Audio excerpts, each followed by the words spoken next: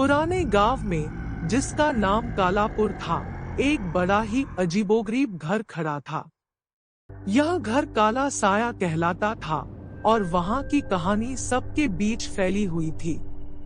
काला साया के घर के आसपास का माहौल हमेशा डरावना और असहमत था। घर की कहानी के मुताबिक 70 साल पहले यहाँ एक परिवार आया था। उनका नाम था राजपूत। ये राजपूत परिवार अपने नए घर के साथ खुश थे, लेकिन उन्हें पहले ही रात काले आवाजों की चपेट में आने लगी। घर के साथ जब वो आए तो उन्होंने कुछ अजीब चीजें नोट की। दीवारों पर कुछ अजीब छापे थी और रात को वो सुनते थे कि कोई अजीब आवाज सुनाई देती थी, जैसे कि कोई चूक रहा हो।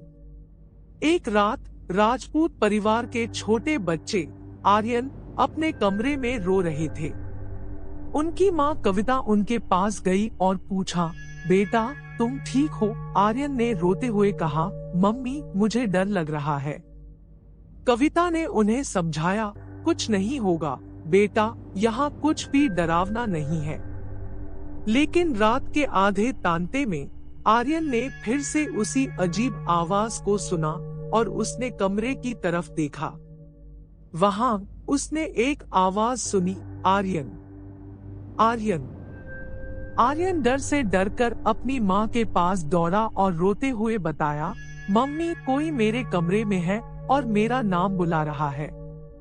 कविता ने उसको फिर से संबोधित किया, तुम डर रहे हो बेटा, कोई वहां नहीं है, यह तुम्हारा सपना हो सकता है। आर्यन के आंखों से आंसू गिरते हुए वह अपने माँ के साथ कमरे में लौटा और नींद का सामना करने की कोशिश करते हुए सो गए। यही तब से घर में हर रात होता था। आर्यन कभी कभी उन अजीब आवाजों को सुनता, लेकिन उसके माता पिता उसका मजाक उड़ाते थे। कुछ ही महीनों के बाद एक दिन घर में बहुत अधिक गर्मी थी और राजपूत परिवार के सभी सदस्य अपने कमरों में थे। आर्यन की नजर फिर से उसी अजीब छाप पर पड़ी और वह देखा कि छाप बढ़ रही थी, जैसे कि कोई छप रहा हो। धीरे धीरे छाप एक औरत की छाप में बदल गई और फिर उसका चेहरा दिखाई दिया। वह औरत बहुत ही डरावनी और पागलापन से लग रही थी। आर्यन ने देखा कि वह औरत कुछ कहने की कोशिश कर रही थी, लेकिन उसकी आवाज नहीं आ रही थी।